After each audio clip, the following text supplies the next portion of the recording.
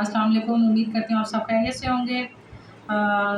माशाल्लाह से दूसरा सिपारा सूरत अल-बकरा आयत करीमा नंबर 142 सयक़ूलु सुफ़हाउ मिनन नासि मा वल्लाहुम अन क़िबलतिहिमुल्लती कानू अलैहा क़ुल लिल्लाहिल मशरिक़ु वल मग़रिब यहदी मन यशाउ इला सिरातिम मुस्तक़ीम। तर्जुमा, अनकरीब नादान लोग कहेंगे कि जिस किबला पर ये थे उससे उन्हें किस चीज़ ने हटाया।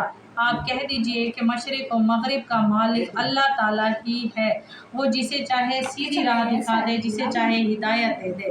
अच्छा, अब यहाँ पर ये जिक्र आ रहा है जब मस्जिद क़िबलतैन में अल्लाह रब्बुल इज़्ज़त ने नबी पाक सल्लल्लाहु अलैहि वसल्लम की बारहा दुआओं पर 16 से 17 महीने नबी पाक सल्लल्लाहु अलैहि वसल्लम ने पहले बैतुल्लाह की तरफ रुख करके नमाज कायम करते, फिर दोबारा हुक्म हुआ बैतुल मक़दस की तरफ करना है, लेकिन दिल में ख्वाहिश होती थी कि अल्लाह रब्बुल इज़्ज़त किबले का रुख बैतुल्लाह करवा दे।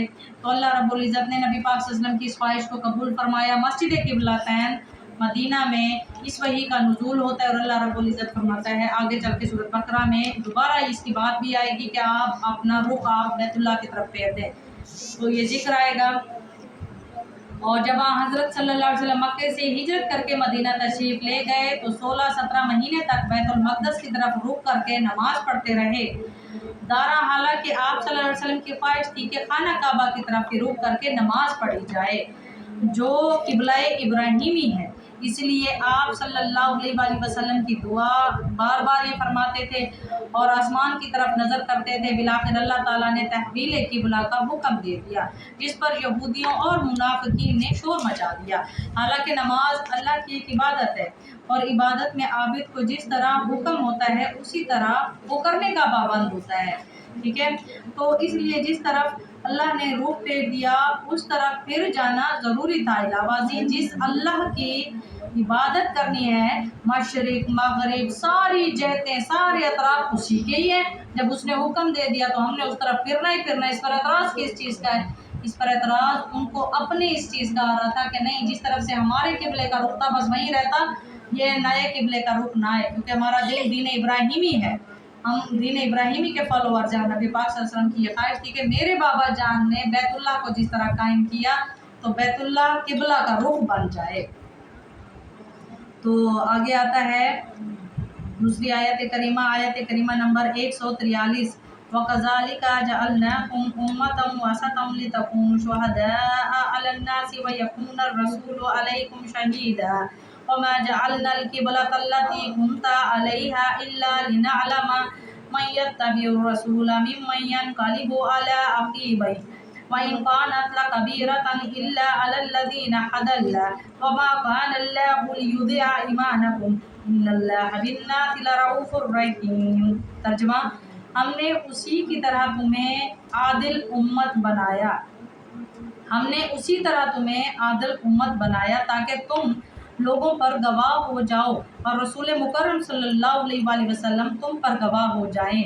जिस किबले पर तुम पहले से थे उसे हमने सिर्फ इसलिए मुकर्रर किया था कि हम जान लें कि रसूल का सच्चा ताबेदार कौन है और कौन है जो अपनी एड़ियों के बल पलट जाता है। वो ये काम मुश्किल है मगर जिन्हें अल्लाह ने हिदायत दे दी, इन पर कोई मुश्किल नहीं। अल्लाह ताला तुम्हारे ईमान ज़ाया ना करेगा।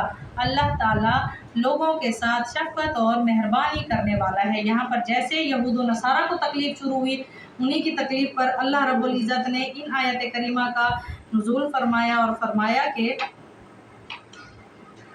यहाँ पर इसके मायने इस तरह से लिए जाते हैं, इसी तरह तुम्हें सबसे अफजल उम्मत भी बना दिया गया और मकसद इसका ये है कि तुम लोगों पर इसकी गवाही दो।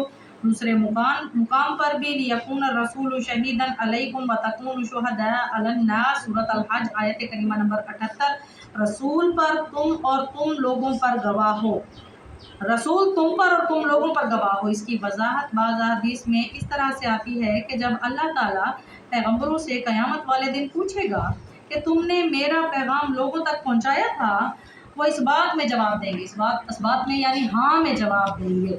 तो अल्लाह ताला फरमाएगा तुम्हारा कोई गवाह है अगर तुमने ये पैगाम पहुंचाया था। जैसे सूरत अन-नूर में भी आता है कि हर हाल पर गवाहान का होना लाजमी होता है। तो गवाह है वो कहेंगे हाँ मोहम्मद सल्लल्लाहु अलैहि वसल्लम और उनकी उम्मत, चुनाचे ये उम्मत गवाही देगी, इसलिए इसका तर्जुमा आदिल भी किया गया। इब्ने कसीर से ये आयत करीमा का तर्जुमा और तफसीर दी गई। अच्छा जी, अब अगली जगह पर इसकी तफसीर अहसनुल बयान है, ये इसमें फरमाया गया, ये तहवील किबला की एक गर्ज बयान की गई है मोमिनीन स्वादिकीन को।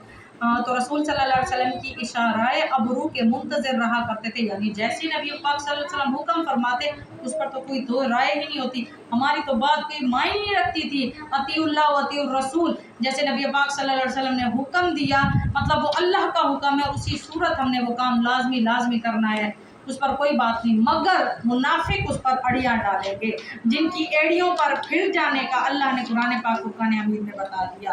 तो ये किबले के रुख के फिर जाने पर जिनको तकलीफ हुई, इसलिए उनके लिए तो इधर से उधर फिर जाना कोई मुश्किल मामला ना था, बल्कि एक मुकाम पर तो ऐन नमाज की हालत में जबकि वो रुकू में थे ये हुक्म पहुंचा तो उन्होंने रुकू ही में अपना रुख खाना काबा की तरफ फेर लिया।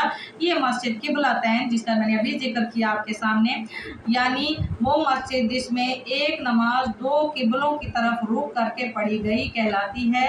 और ऐसा ही वाक़या मस्जिद कुबा में भी हुआ, और ताकि हम जान लें अल्लाह को तो पहले भी इल्म था, इसका मतलब है कि ताकि हम अहले यकीन को अहले शक से अलहदा कर दें, ताकि लोगों के सामने भी दोनों किस्म के लोग वाज़ेह हो जाएं।